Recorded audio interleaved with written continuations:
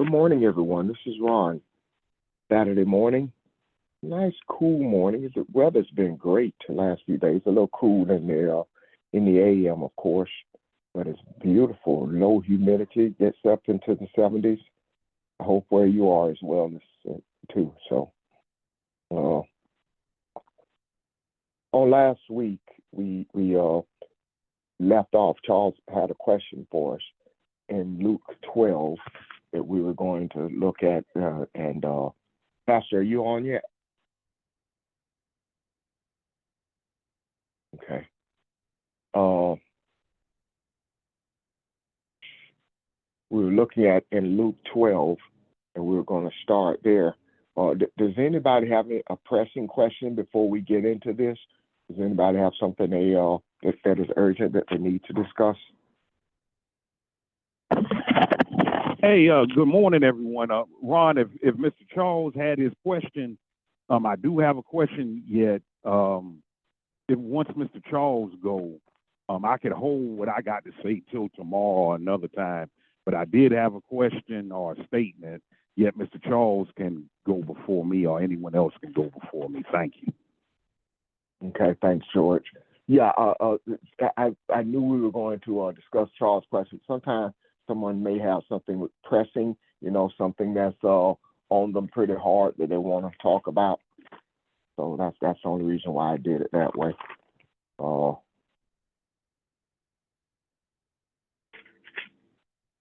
okay.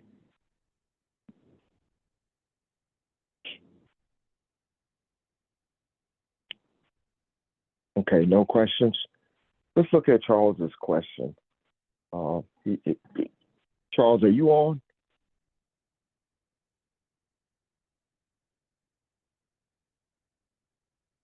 Charles isn't on yet. Well, I tell you what, then let's wait till we get Charles on, and by then he and Pastor might be on, and we'll have a discussion on that. Does anybody else before since you're waiting on them, George? Do you want to go ahead and come with your question, or?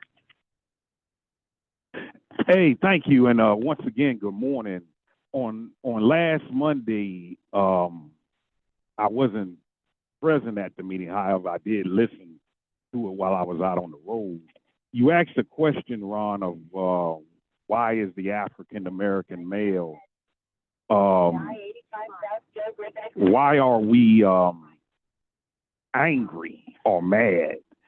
And my suggestion to you, Ron, is, or to anyone, if you really want to find out why African American males are maneuvering like we're doing, you got to go to, and this is just a suggestion.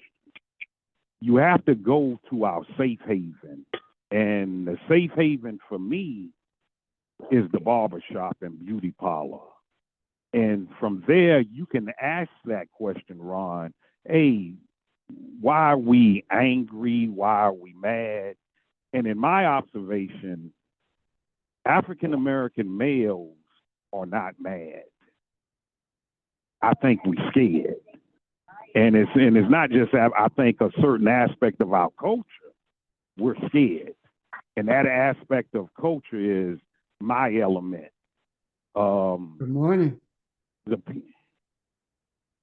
Oh, um so What was that last part again, George? What was the last thing you said? I don't think African American males are mad. Yeah, I don't even yeah. think we're angry. I think we are scared. And the element of African American that I'm talking about is my era of the hip hop era, the ones who grew up on hip hop, and it may filter into a little bit of Sly and the Family Stone era, Earth, Wind and Fire era. Yet I don't think that we're mad, and I'm just suggesting to you, Ron, um, go to the barbershop I go to. They gonna like you because the majority of them Pittsburgh Steelers fans, and you can ask that question, and you're going to hear some responses of, "Hey, we ain't mad. We just sequestering ourselves from humanity." We don't want to engage humanity. We don't want humanity to engage us because we're so afraid that somebody gonna pull the chair out from up under us or tear down our balcony from the inside. You will hear some responses of what education has done to our culture. When you take home economics away from us and mechanics, you really don't give our culture yet, based upon your question or statement, the African American male to have a chance out here. Not all of us are going to go to college. Not all of us are athletically gifted, academically gifted, yet we may be good with our hands. And you take that away from us, how do we survive? So from that, we may get a little bit mad, yet we may get a little scared. So my suggestion to you is, Ron, go on down there to my barbershop and beauty parlor and ask that question, and you will get some kind of response. Like I say, some African American males, they portray themselves as mad, yet they're very gentle. Very gentle. Go ahead. I'm sorry. You can go ahead, Ron. Well, that wasn't it wasn't the gist of the discussion whether or not they're angry. What we were saying is politically, the way they're sort of polarizing themselves, it just takes notice, and we're trying to look at that. We were in the conversation. Kathy mentioned that they got mad at on the panel they were on, talking about the two gentlemen that were there. The response that Obama gave, that made them a little angry, and that's kind of where that jumped off at. But we were mainly talking about several things. Yeah, we were talking about anger. We were also talking about the fracturing of our community, and where that stems from, and what do we do, or at least take notice of it. Because I really do think the energy that we put on stuff like talking about things and uncovering truth and trying to see what's that, if there is a solution or something we need to address there, I think makes all the difference in the world. So, yeah, I think getting back in the community is not a bad. But I will say this, Ron, in conclusion. Based on what was said, that they're angry, maybe they just desire some degree of attention. And I'm a firm believer in this now. Negative attention is better than no attention at all.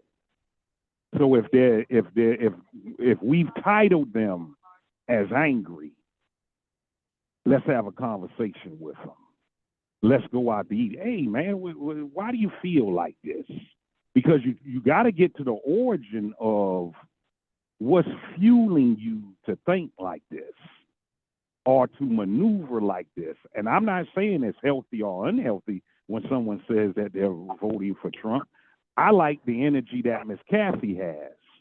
When I told a group of people that I'm Republican, and this is way before Trump came out, Miss Kathy said, George, whether you're Republican, Democrat, or Independent, I'm just glad you vote. That's a good way how to handle that. So with these African American males that say they voting for Trump, before we label them, let's have a cup of coffee with them so they can express themselves. That's all I had to say. Thank you all very much. Ron, good morning. May I say something too, Ron, to that? Yes. Kathy? Yes, ma'am. Go ahead, that was Kathy. my original question. And so the whole context of my question was, and it wasn't so much that these African-American males were saying that they were going to vote for Trump. A lot of them were saying they just weren't going to vote at all. They were just going to sit this one out. And what surprised me, because as I alluded to in the conversation that we had last week, the first person that I had heard to say that there was a group of men, African American men, who just felt like they didn't want to participate was George. And I even said that I heard George say it, and I was like, okay. But then when I saw on TV these two gentlemen, and this was, of course, after President Obama had said, hey, y'all need to get out and vote, they were angry. And my question was, when I heard George say that, I didn't know that there was somewhere in this whole psyche of figuring out why they wanted to sit this one out, or why they were going to vote for Trump, or whatever.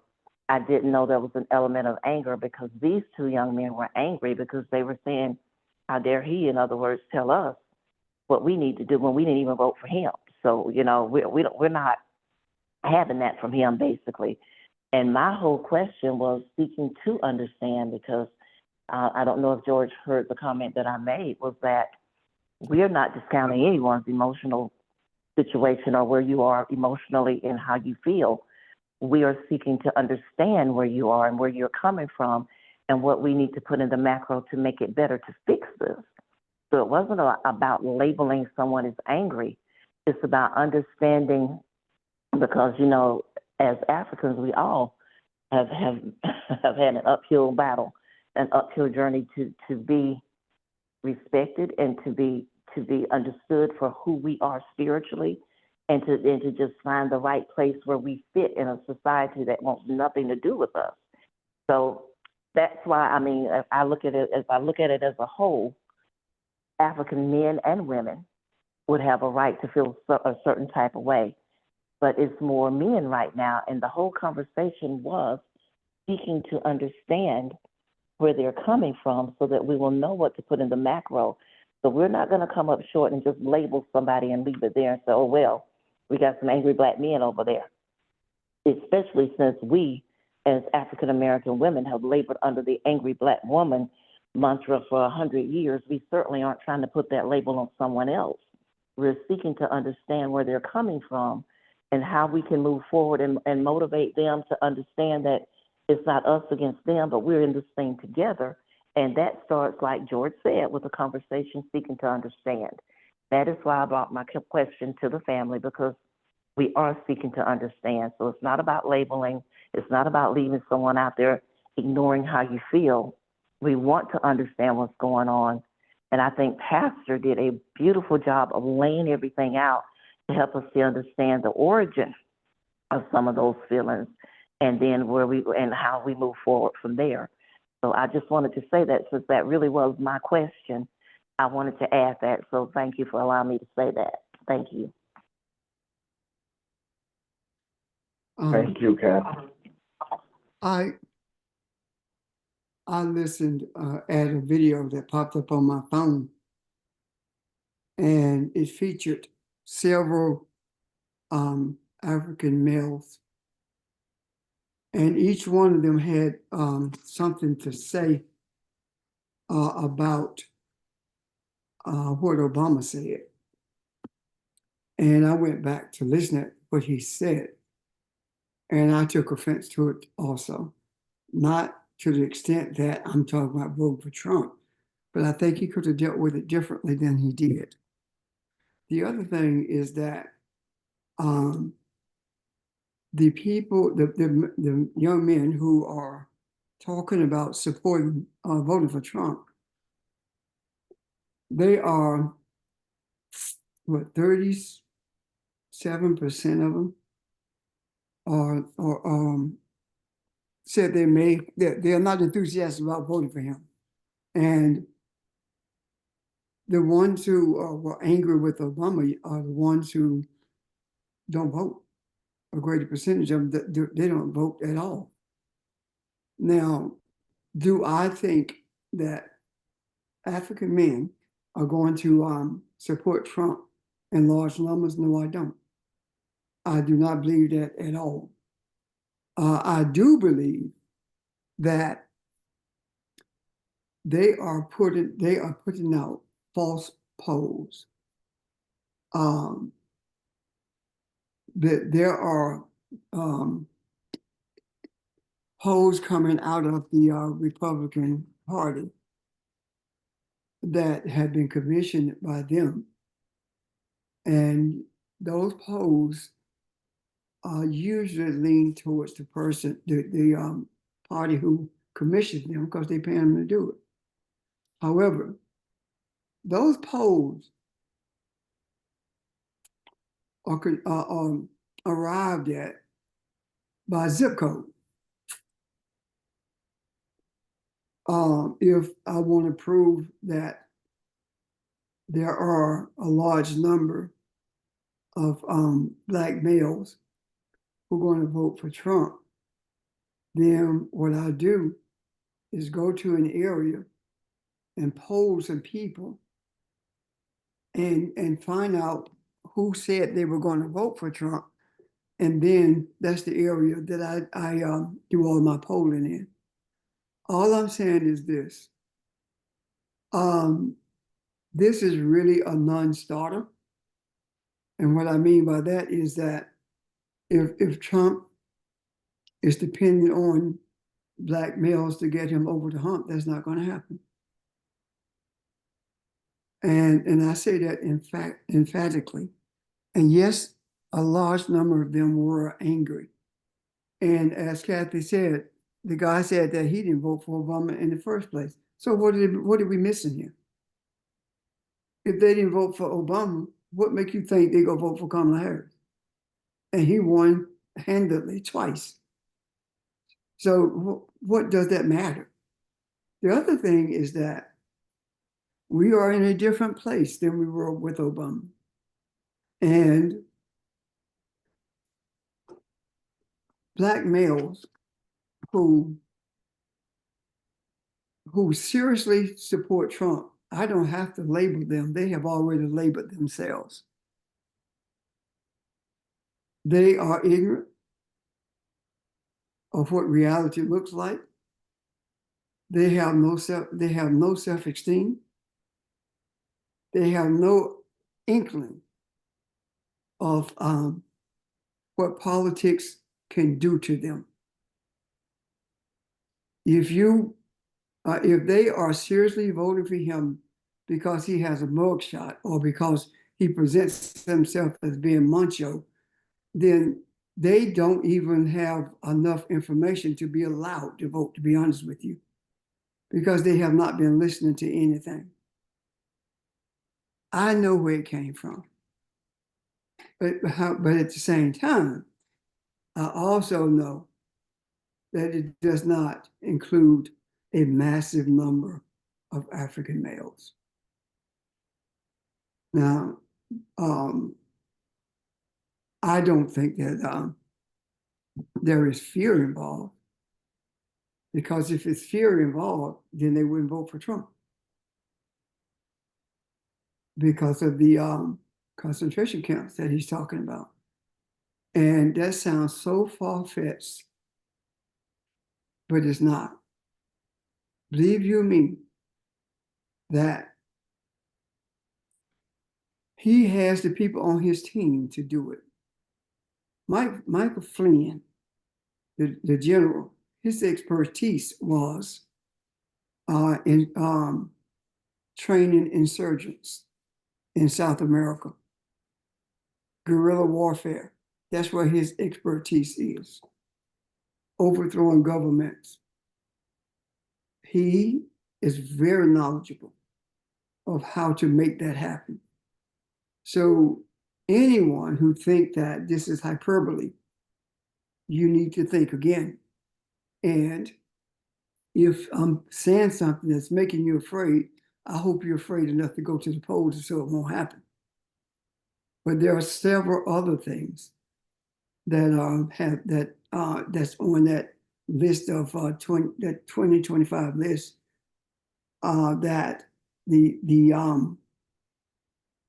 people are on board who are specialized in those different areas. And that's one of the things no one seems to be talking about. So everything on that list can and will happen because the president has 100% authority over civil service employees. and he can terminate them if he chooses to. That's what Woodrow Wilson did to all the black civil servants when he got in office. Abraham Lincoln put black people in office in civil service, and Woodrow Wilson terminated all of them. And that's exactly what Trump is talking about. I'm done. Thank you. Thank you. I hope that brought clarity, everyone. Is there anyone else that have a question or comment about Kathy and Pastor's answer? Ron, I have a comment. Good morning, family. This is Evelyn. Hey, George was talking about people at the barbershop. That's, that if you want to find out what's going on, we got people on the line already know what's going on, but we don't invite anybody to come to the Bible study that we have. But I do believe if they are really serious and want to know what's going on, they are truly invited to come and chime in and see what they think about, and they can voice their opinion here. Again, I know we don't invite anybody. It's always word of mouth, or either they've been drawn to come to our broadcast. But if you want answers, you don't have to believe what we believe, but just hear what we have to say.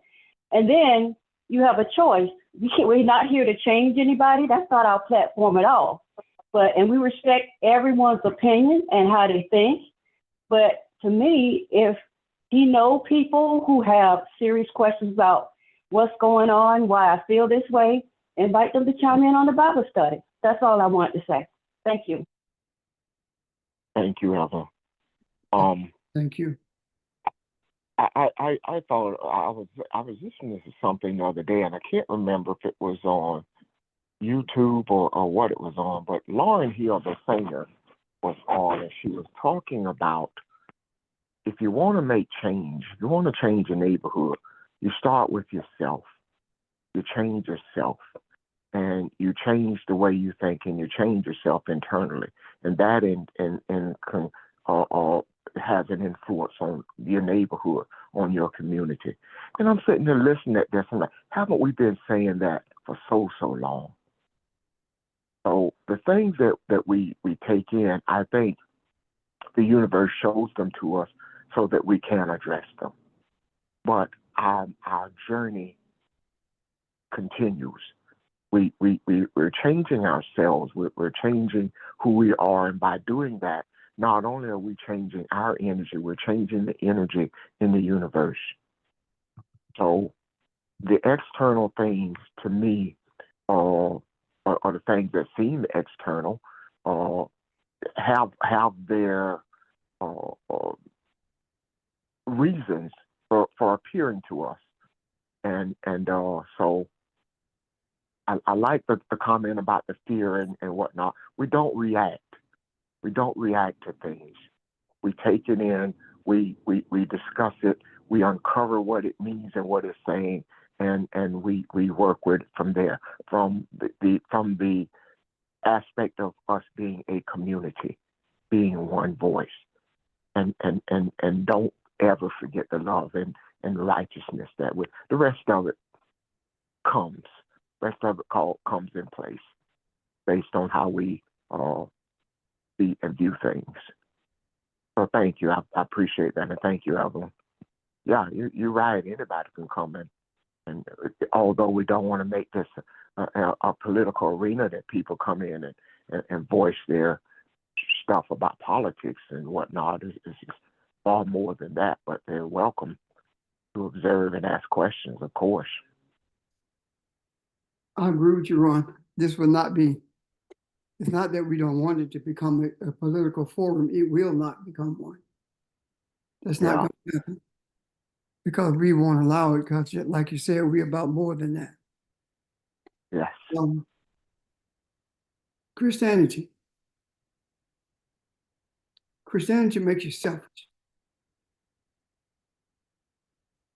And those people who are talking about Trump are selfish, because they're all talking about what he can do, what they believe he's going to do for them.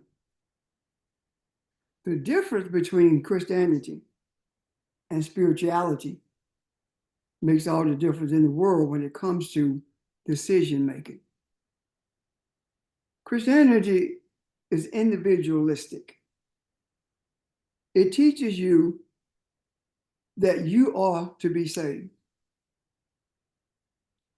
It teaches you that God is going to take care of you and your family. Spirituality is not like that at all. Spirituality from the African mindset is concerned about everyone in the community benefiting. As a matter of truth, to embrace spirituality in a real way is to embrace your neighbors, the community, humanity, all in one group. But Christianity doesn't do that. Spirituality does not force you, intimidate you, or coerce you into becoming who you are.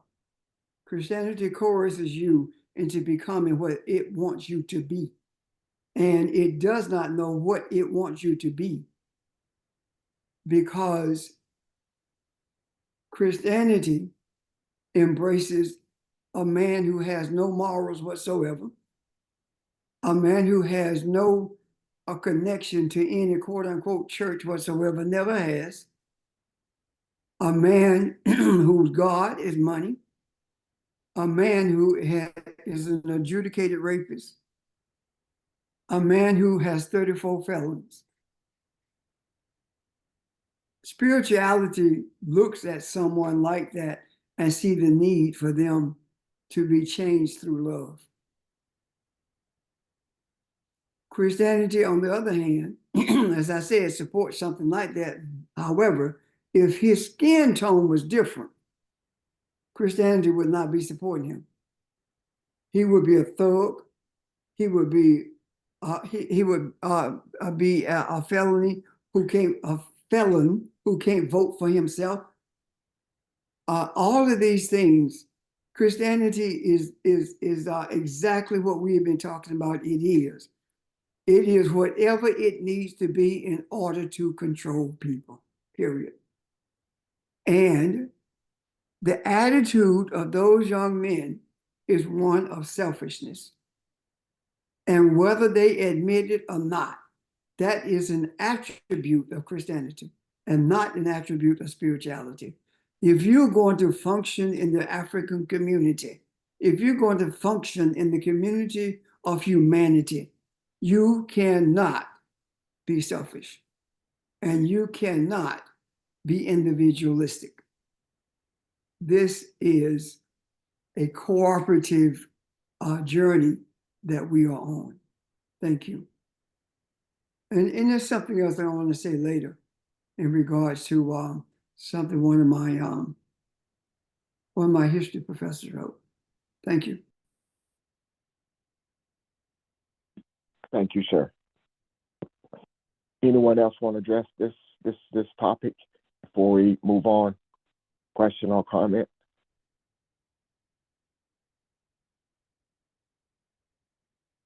Okay. Charles had a question based on our discussion last week. He was looking at Luke 12 and verses starting at verse 51. In my reading of this, I started all the way in verse 13 and was moving forward. And I want to address what Charles said, but if we get a chance, I want to talk about the rest of this, because that's what it's talking about, is selfishness. Let me just read verse 13 and 14 in chapter 12. And it says, someone out of the crowd, I'm sorry, I'm reading from the Message Bible, okay? It says, someone out of the crowd said, "Teacher, order my brother to give me fair share of my family inheritance." And Wisdom replied, "Mister, what makes you think it's any of my business to judge or be a mediator for you. Speaking to the crowd, verse 15, speaking to the people, he went on, take care, protect yourself against the least bit of greed. Life is not defined by what you have, even when you have a lot. So there's this energy, this type of selfishness and view of things, not seeing the community aspect, kind of contrast with what we talked about when we first looked at Abram, with leave your country and become a nation kind of thing, and that what that journey is.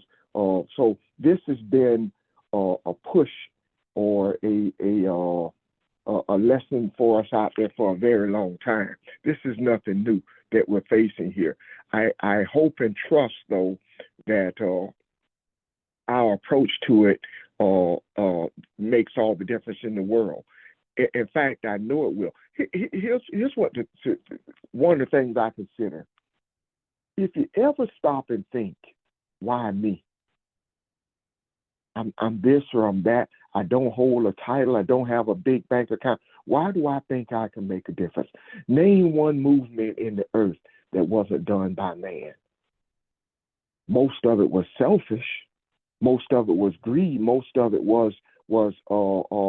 it had nothing to do with helping people, other people. But what more can a small group of people who are searching for light, who are searching for truth at any cost and under any condition, what difference would you make? It is not about a title. It is not about what we have. It's about desire. And we don't lose focus of that. So this energy has been around for a long time, is all I'm saying. But if Pastor doesn't mind, because he and I talked about this on last evening, I'm going to let him look at Luke, starting at the verses Charles want to talk about, and let's go forward. Okay? Any questions, y'all? Okay, Pastor?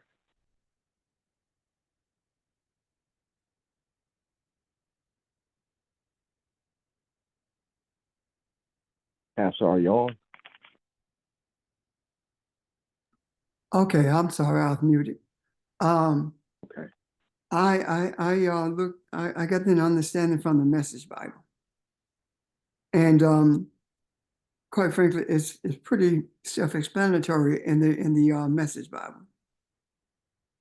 And I want to read that in conjunction with what's being said, or what was written rather, in the scriptures that Charles read from. And I'm sure the one that he read from it was 51, right, Charles?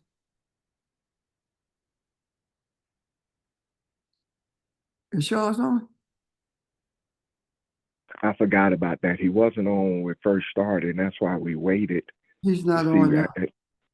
I thought he was on. Okay. He's not on. Let me defer that. Let me put that on the back burner till tomorrow, and we see if he's on. Okay. Okay, that's a good idea. I should have asked that question. That's I okay. thought he would have. Yeah. We were talking about African males, right? Uh-huh. And I read something that one of my professors wrote. He says that herein lies the secret of our true strength as men.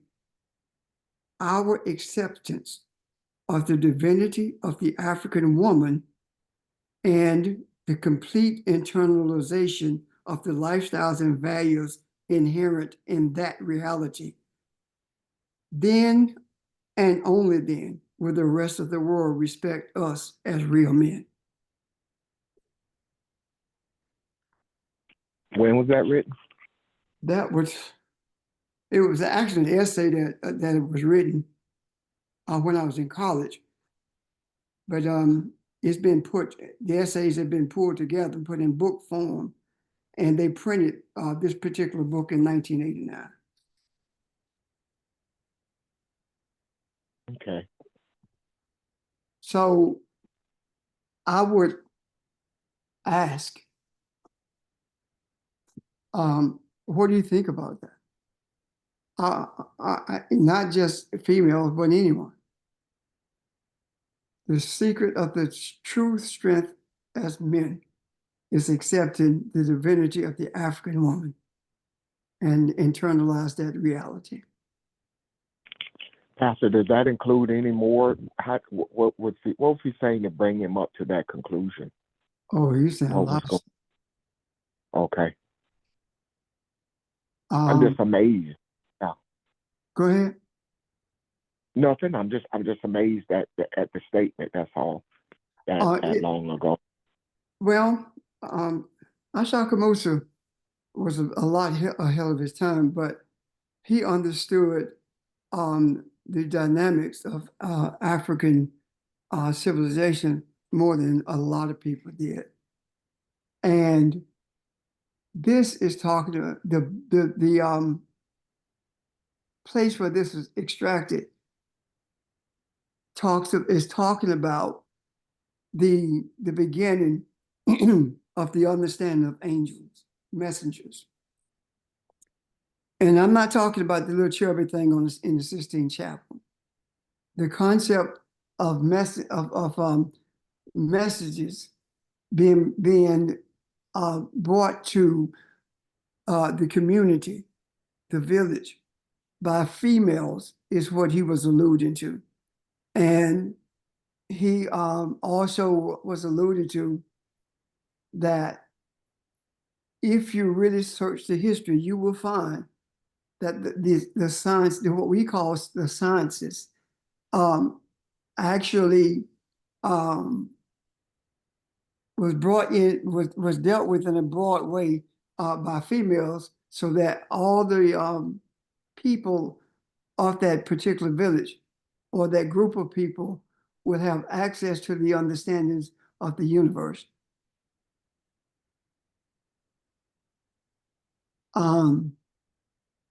This whole thing about being chauvinistic or being macho is ungodly.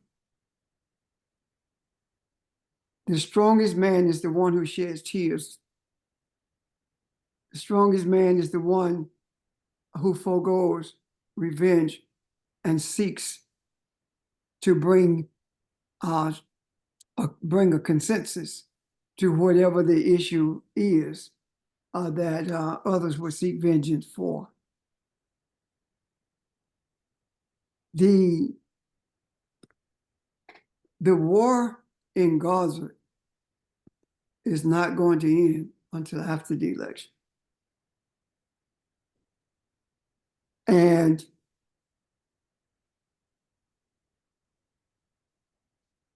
it will be ended by females, the pressure from females.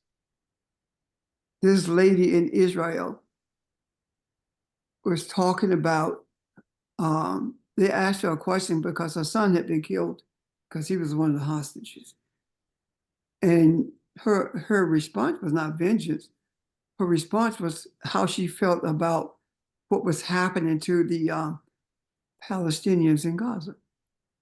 Her concern was ending the war. Her understanding is the same thing that we see here. Netanyahu wants to stay out of jail, and he wants to destroy any semblance, any what? We want to destroy everything that's Palestinian, especially in the Gaza Strip. And the reason that the support is so strong from Biden, and even would be even stronger from Trump, by the way, is because the US wants to control that area. So they could control the movement of oil in that part of the world. And there is no way that Biden or some other male in power is going to bring an end to that war. Not only that, but this is the thing that no one is talking about. The thing that no one is talking about is the amount of money that's being made for Lockheed and Raytheon, the contractors who make those bombs, the contractors who make the ammunition. These stocks, the stock value in these companies has increased beyond anyone's imagination. In 1 year,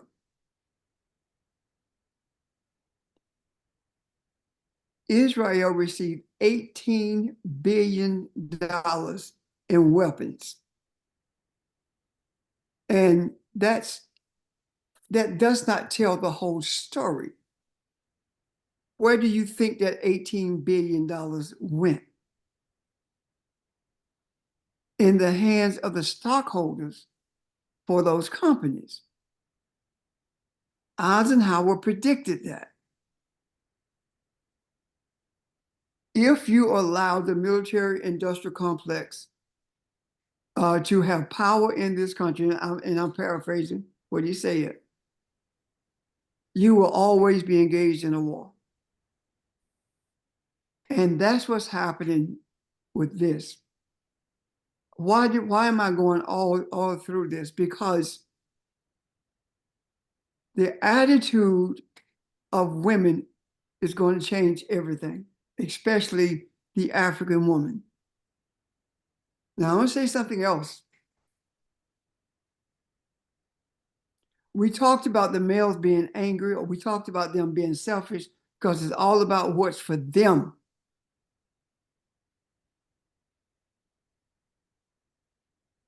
The attitude of the African woman is always towards, well, I can't paint that brush, but bigger brush, not always, but for the vast majority of African women, the attitude that they have is not selfish at all. It is about what can we do to benefit others. It is no coincidence that in the church, missionaries are usually female, are they not?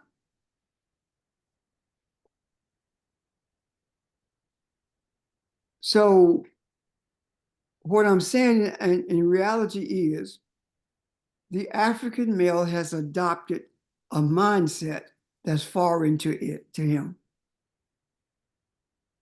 Has adopted a mindset of enslavement, has adopted a mindset of manipulation, a mindset of caring about self and self only, wherein the opposite is with the African woman.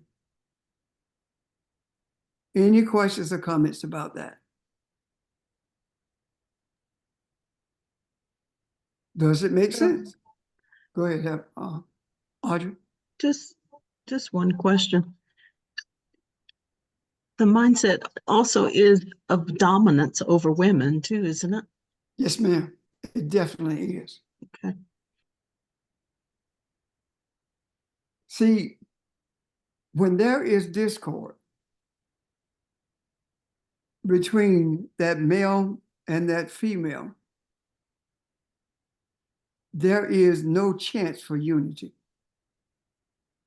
There is no chance for freedom, no chance for change. And the discord is fed by Caucasian males who feed the lie into the community that you can be as wealthy as I am. And African men are buying into that. And one of the dumbest things that I have ever heard is when African males said they go vote for Trump because he gave them a stimulus check for $2,000. You're willing to be under the thumb of a dictator. African women are not saying that. The first ones to step out and support Kamala for change were African women. And I buy into what Ashaka Musa said wholeheartedly. I believe that I am stronger. I believe that I hear clearer from the ancestors because I have embraced, accepted the divinity of the African femininity, the African woman.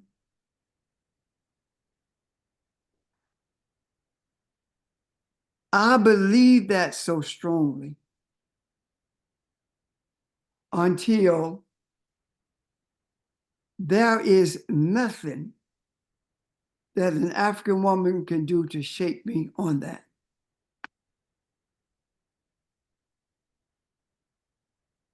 The idea of Black women being angry did not come from Black men. It came from white males who taught that to Black men. All kinds of adjectives were used to diminish the Black woman, and that helped them to justify in their minds the rape of the women and girls when they were enslaved, and the diminishing of the personhood of a woman by not calling her name, and Trump does it all the time. He and his cohorts. That woman is what he says. That is the attitude of white Christian nationalism. And that is the attitude of African males who have been taught that a woman's place is not in a position of authority. Not realizing that the greatest authority in your house is that woman. And even if daddy walks away, mama doesn't go anyplace. We have to change the mindset of our young men. And one way to do that is, what do you think it is? Anyone? What do you think one way to change that mindset? What do you think it is? Anyone? Well, Reb, I would say that it's gonna doesn't sound crazy. Only a select group of people gonna understand this. If you gotta look past your dinner table to find a role model, something wrong. No, it's not. Okay, doke then, Reb. Like I No, say, no. Go ahead, it's George. Go very- ahead. I'm gonna explain it. I'm gonna explain it. Go ahead. And Reb, like, thank you. The person who's cooking for you has a role for you. The person that's providing the meal, and you can peel them layers back all the way going back to the farmer, the transportation person that bought the food. That's just one area that I know of. If you have to look past your dinner table and say Jay-Z is your role model, Gucci Man is your role model, you ain't had too many home cooked meals. So what you're saying It is, plays. are you saying, let me What ask I'm you this, saying is, go are ahead, Rep. you saying the one who provides the food is the one who's your role model? No, I'm saying everyone who participated in eating. If the person who cooked the food is a male and the female went out and provided the food, it's everyone who played a part in eating a meal. It Okay, encompasses everyone. That's I got all you. I'm saying. It ain't that ain't to say the man who provide the food, because that's not all the way 100. Females provide food too. I'm just saying that works for me. When you look at the African American male and he's saying Gucci, he want to be like Gucci Man, you can darn sure believe he ain't had too many home cooked meals. That's all I'm saying, Red. Y'all Okay. understand what I'm saying, or you don't understand? Thank y'all. If anyone want to respond to that, go ahead, because I want to, but I want to wait till someone else does. If there's anyone else. I'll respond to it. I do see what you're saying, George, and in theory, I guess one of the thoughts I remember, I think I was like 10 or 12 years old, and I heard my uncle make a statement, and I can't even remember his exact words, but what he was saying was, I did my part. I brought the money home, and the roof is over the head, the lights are on. And what he was saying is, that's the extent of my responsibility. And I didn't agree with that then. I just didn't know. Of course, I didn't have the authority to say anything, but he was saying it to a bunch of us kids, and that was supposed to be a lesson to us. And I remember thinking, nobody out there has taught us to how to be men, and it's more to it than that. It's more to it than keeping the lights on. It's more to it than bringing home the groceries. Being daddy is an awesome responsibility. So it doesn't.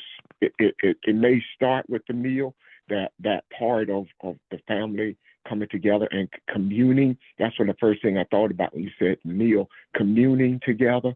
A lot goes on at that dinner table other than just eating, but daddy has to participate in that as well.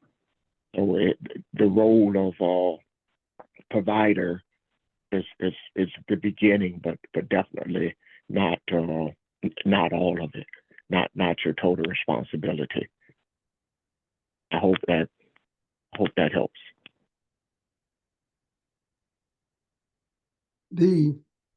George, does that help? Rev, could I respond to Ron's question if you don't mind? Go ahead. Go ahead. Hey, thank y'all, Great New Faith. Ron, that's one of the things of when your uncle said that, man, he's contributing to the nucleus.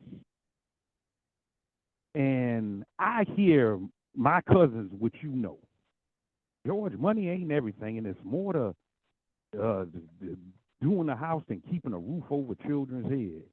And I'm like, look, you say you looking for a husband. If you say money ain't everything, why don't you go down to Labor Finders and get one of them brothers out there? Get them a couple of suits, get them a Toyota Corolla, bring them into church. Don't say whenever the male is doing something to contribute to the nucleus. And I'm not saying from an aspect he's being a bully. I did this. He's contributing. We can't minimize my contribution to what I bring forth toward humanity. And we often do that with African American males who are being productive. Hey, I don't have a suit, but guess what? My son's got a suit, and my nephew's got a suit, and any child in this community that needs a suit, they come before. When we're doing something, please don't minimize our contribution, because if he stops doing what he's doing, what happens? It's going to be a rippling effect. So that's my only rift that I have with some people when they're talking about, well, Georgia, the only reason why you buying food for the football team because your son play football.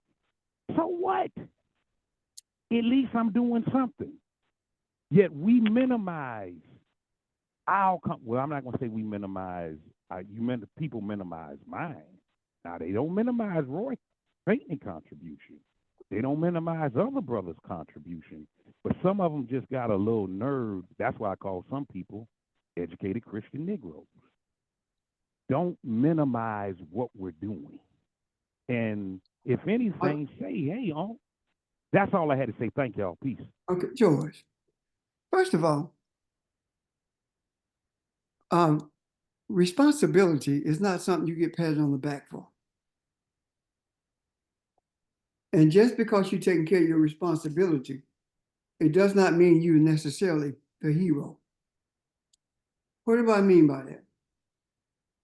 You're taking care of your responsibility, but you're not doing anything else to mold the children into productive citizens and helping them to learn who they are. It's more to it.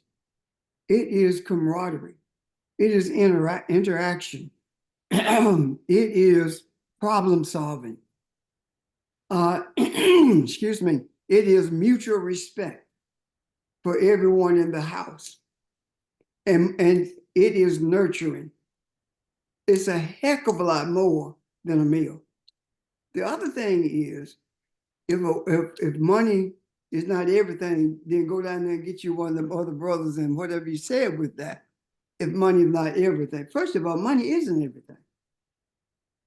And that is one of the things that the African male holds on to the tightest, that he learned from the Caucasian male. The white man controls everything with his money.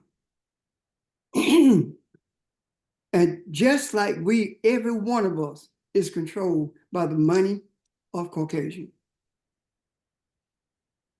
There's nothing you can do without receiving money from a white male. Or the white male power structure. Nothing. Okay. You could be. Okay, now Red. Let me finish. You could be an entrepreneur, but all money comes from the folk who print it. Go ahead. Reb, and thank you for the engagement.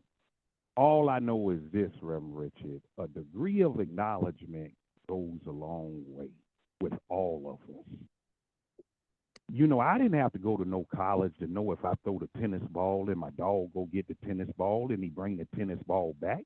I supposed to pat him on the head or pat her on the head, give him a puppy treat. I ain't had to go to college for that. No one didn't tell me that. All I'm saying with all of us, a degree of acknowledgement goes a long way. Okay. Tell someone. George, let me stop you. Let me stop you right there, please. So when you said that, you are individualizing what you're talking about. Because you said, don't nobody minimize Roy, but they minimize me.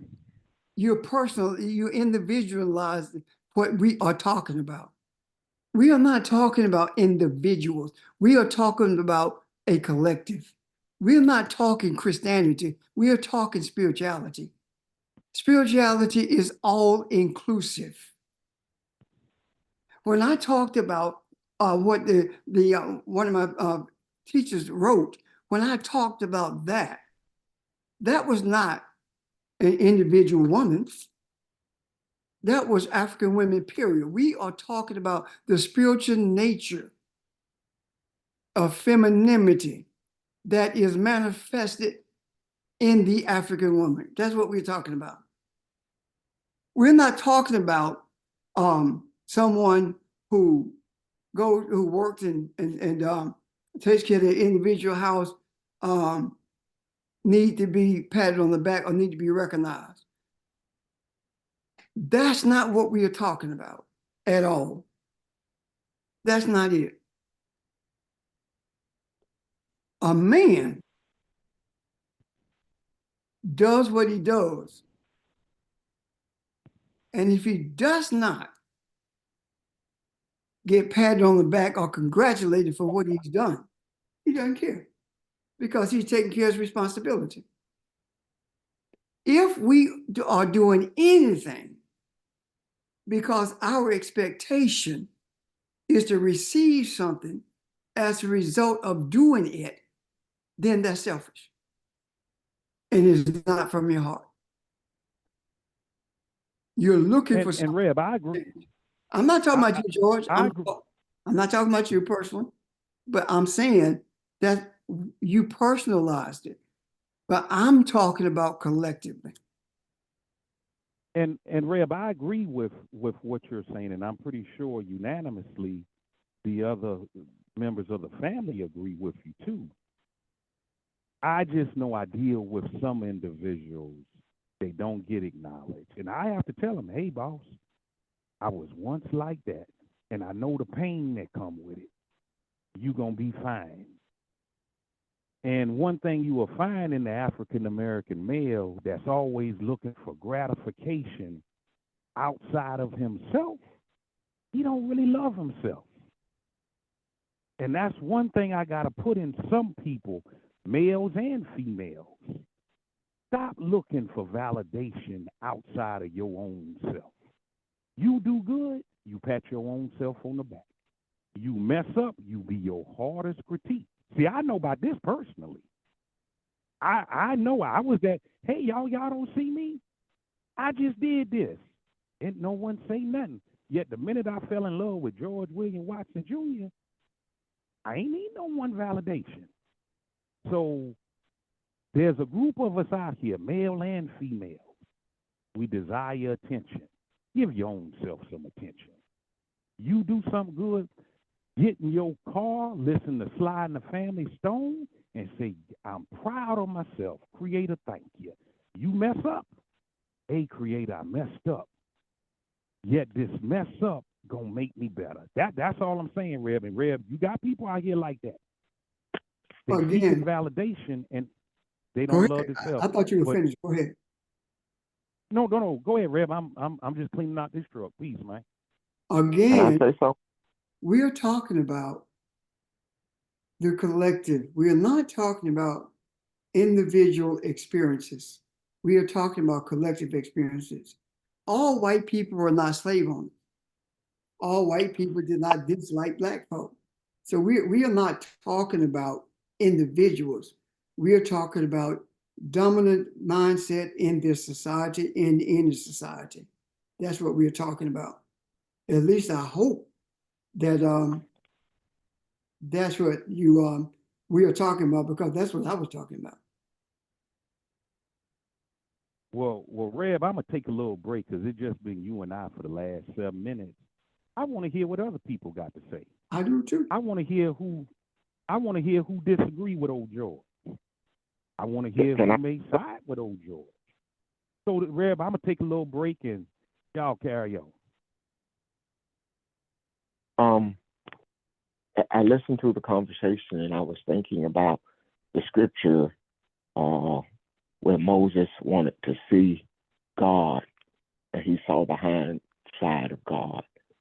And that applies to me in this way as well. There's some other applications you could use that in, but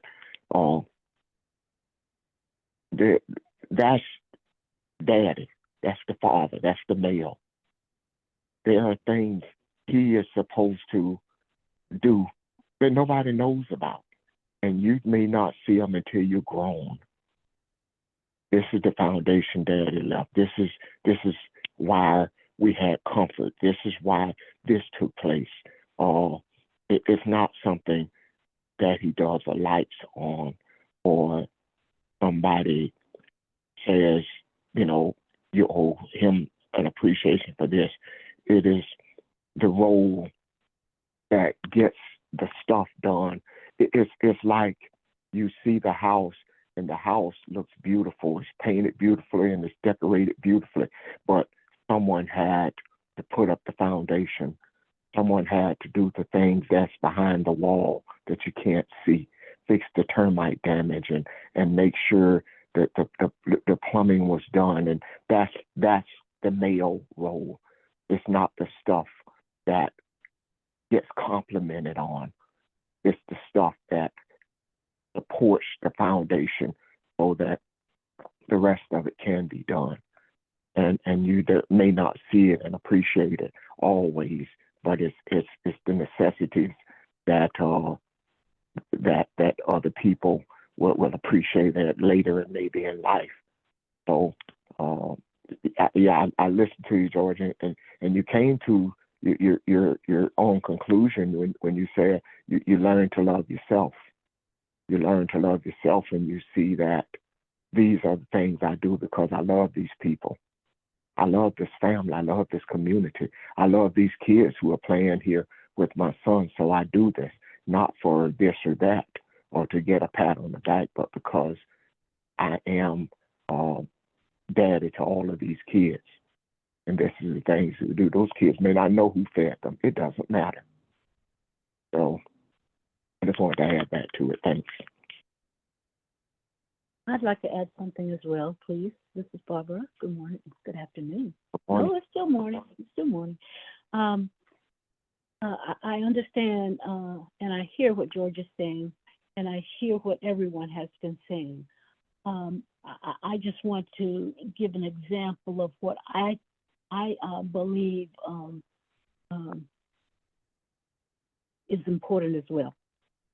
And I'll use my father as an example. He's a man who had 10 children, and my mother would say, "Just wait till your father gets home. If we did something, that's all that it took to correct us." Although he was not a mean man, we knew that when he spoke, it was important. And when he supported our mother, when she said, "Wait till your father gets home," we knew what that meant. Anyway, at his funeral, after his funeral, all of his grandchildren were gathered together in his den, and the adults were in one area, and the children were down there. And when I say children, I don't mean just little ones. I mean children who were 30, things like that, and children who were that age, but grandchildren. And we heard them playing a game. And before they played the game, what they did was they talked about their grandpa. They talked about how their grandfather would get them, come to the window of their house and say, "Get up out of bed, time to go work." And would make them, the expectation was that they were going to get right up and they were going to go help him pull watermelons out of watermelon field. And they were saying, "Oh, it was just so hard to get up when Grandpa came." Or when Grandpa would say, "Get up out of bed, it's time to work in the garden." And they would have to help hoe in the garden. And thinking about that, you would think, well, he was being kind of hard on them if he made them work all the time. But then they started talking about the times when their grandfather rounded them up, came by each one of them's house and said, "Okay, we're going to the beach." And it was just a fun day when they went to the beach. And they came to expect that. And so what they learned was, as they talked the balance of his approach. Now, my father didn't get accolades from them while he was alive. He didn't get accolades from lots of people while he was alive. But most of his accolades were his legacy. And that's what we said as adults. When those children were down there talking and reminiscing about the impact that he had on their lives, he taught them how to work. He taught them the importance and the diligence of following through, just basically about what he did in his relationship with them, how he said, "Okay, it's time to get up." And they got up. They learned that there was nothing wrong with being disciplined. They learned that in that discipline, you can have fun too, because Grandpa could have a little fun. They would always talk about how fast he would talk, and that just tickled them to no end. But they understood, okay, that's what he meant. Well, my brothers and sisters, when he would say, "Oh, ran on down, go to bed," there were 10 of us in the house. "Oh, ran on down" were the 6 under that. And while at the time it wasn't fun for them, they understood in retrospect what he was doing. And so all I'm saying is the most important thing about what you do is not the accolades or the pats on the back or the attaboys or the attagirls as you live in the physical realm. The bigger impact, I believe, is spiritually, what will people think about us after we have transitioned, after our energy has changed? Did we leave some of that energy to affect other people? That's the treasure. And that's the importance of the work that we do, if you want to call it that, or the responsibility that we have, if you want to call it that, or the accountability that we have as spiritual beings, if you want to call it that. Whatever you call it, what happens after your seed is planted, you transition, and the fruit of your seed continues on? Did it make a difference? Did it help somebody? Was somebody impacted by it? And so that's my understanding of spiritually what it means to be appreciated for what you've done. Thank you. Sorry for being so worried. Thank you. Thank you. Beautifully said. Yeah. But Ron, this is Evelyn. I have a comment. What Barbara just described, is that not legacy? You know, we think that legacy, well, we were taught that legacy is they left me a bunch of money, but what her father and other people have done, to me, that means that's a legacy there. He brought them all together. They were able to talk and everything. He showed them unity and everything. To me, that's legacy. That's the definition of legacy to me. Thank you. Yeah. Yeah, I mean, Barbara, that was a great example, because her daddy did so much stuff that a lot of people didn't know until there were people talking at his funeral about how he supported that community and never looked for any credit. It's not about credit. It's about the community. It's about she talked about the family, and that's important. But he also took on the responsibility of searching for teachers for the community. He took the responsibility of making sure that community had what they needed. And I looked at the people as some were describing it and saw on their faces the surprise, and heard the people talk about they did not know that he had done all of those things. No credit, no pat on the back, legacy. All of that has been said about him has everything to do with the mindset of the African male in relationship to the deification of that female. Hear me well. Older men, not all, but older men, if that woman said something, he might not even have a conversation. It was like, okay. But he did it. They would tell you that the only thing I run in my house is my mouth. That kind of thing. So there was a subconscious recognition of the deity of that African woman. That respect that males had until we lost control of our music.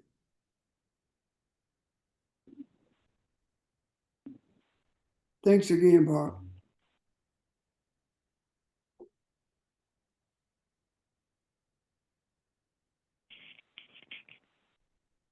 Good conversation, everybody. Anyone else?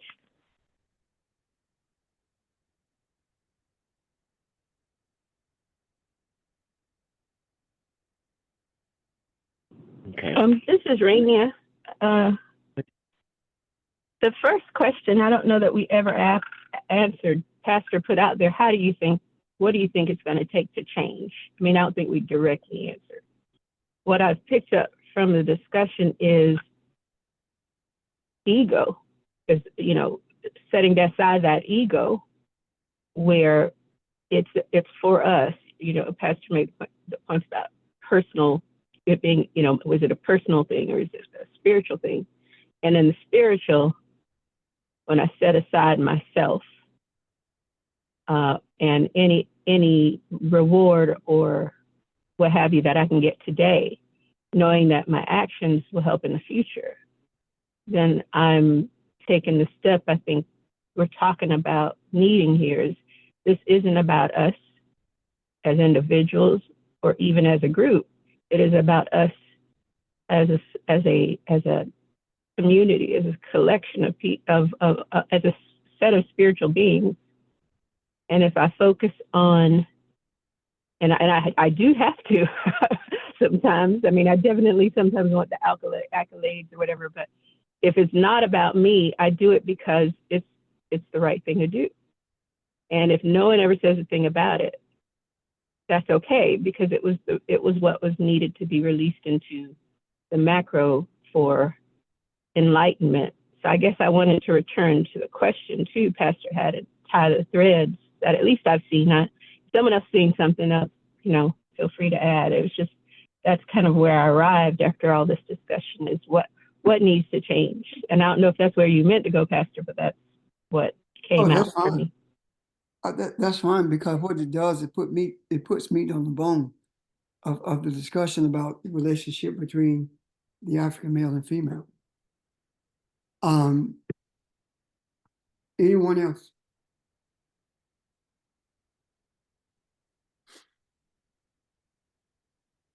I agree with Rainey, and I love her response to that.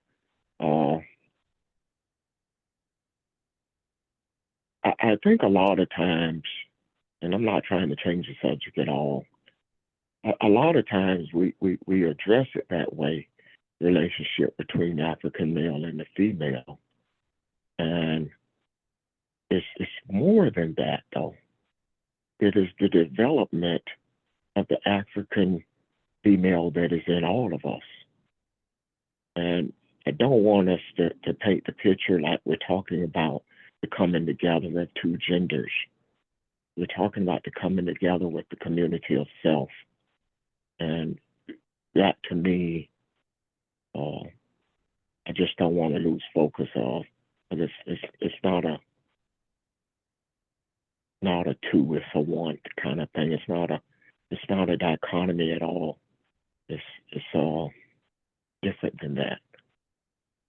And I hope I'm not throwing it off a little bit, but I just think that's important that we not think we're just talking about two different aspects of people, two different genders here. So anyway, if you can't get that, if you are not manifesting that relationship between that African male and female, then you have not done the work to see who you are. Because when you do the work to see who you are, it is manifested in this material world. And the manifestation of it is embracing the reality of the deity of the African woman, because everyone on this earth came from her. It has, if it's not manifested, it's not there. when I talked the other, let me do this first. Well, I'll come back to that. When I talked the other day about Mayat and the importance of Mayat, and this is not a game, this is not something to be memorized like the Ten Commandments. This is who we are. And this is not something that you use for a checklist. That's the same thing about this. If you cannot accept in your heart, if you cannot internalize the reality of that divinity, then you don't understand who you really are. It doesn't matter who you are, because you cannot be who you are if you are looking at something else or someone else or something that's man-made to be a deity. The only deity, the first deity, not the only, I'm sorry, the first deity on this earth was the African woman. That's a fact. And just because she was disrespected did not end the reality that she's a deity. It did not end that. That disrespect was the maleness disrespecting God, disrespecting the divinity of that African woman. And when you disrespect the divinity, you end up in a world of trouble. Nothing works right for you. You struggle because you think that you are the dominant one and everyone's supposed to be submissive to you. When you embrace that reality, that's when the partnership begins. One can't function without the other. Have you not noticed that when we start talking about the feminine energy and the manifestation of it, that is when this march toward change begun. It started then. This is not a game. Either you are going to embrace the reality of spirituality or you're not. But you can't have it both ways. You cannot have it both ways. And as Evelyn said the other day, this is not about your opinion. This is about reality. Reality is not what you see every day. Reality is who you are, or who you're supposed to be, I should say. Now, the one of the things rather, that I believe that would bring about change in the African male is forgiveness.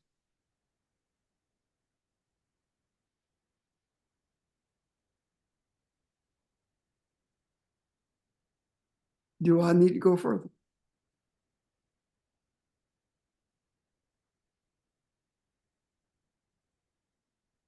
Okay. Yes, please. Yes, please. Yes, please. Forgiveness. We have talked about forgiveness with everything and everybody.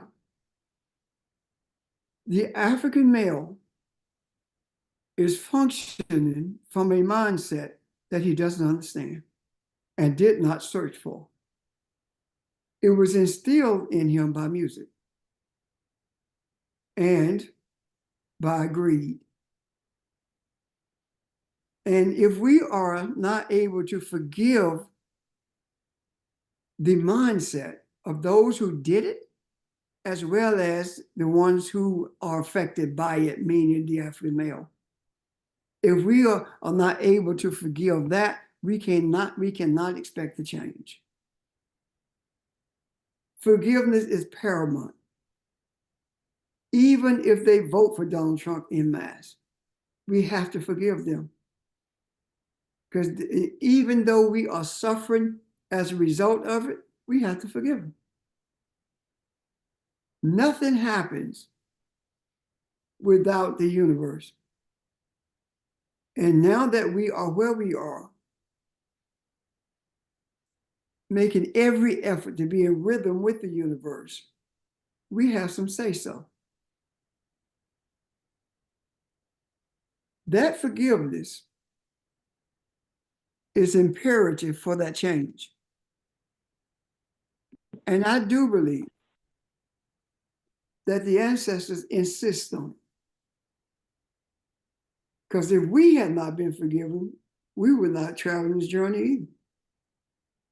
And I'll say something about the ancestors in a moment. Let me see if you have any responses or questions about what I just said about forgiveness.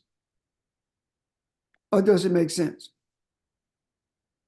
And that does not take away from what Rainier said. It's simply one of the things that's imperative we do. This is Vermel. That brought better clarity to me of why we need to forgive Black males. Thank you. You're welcome. Thank you. Anyone else?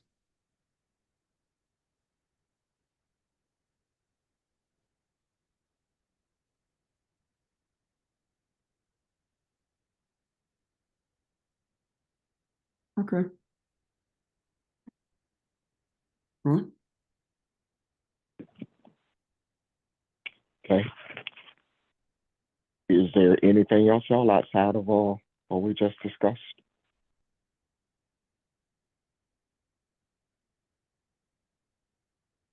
Okay. Well, might be a good time to kind of reflect on what we've discussed and reconvene tomorrow, okay?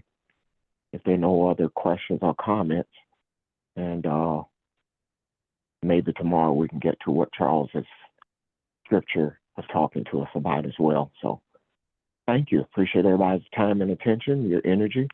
Hope you enjoy the rest of your day, and look forward to seeing you tomorrow morning. Thank you. Have a good day. Thank you. Bye. Thank you, everyone. Thank you, everybody.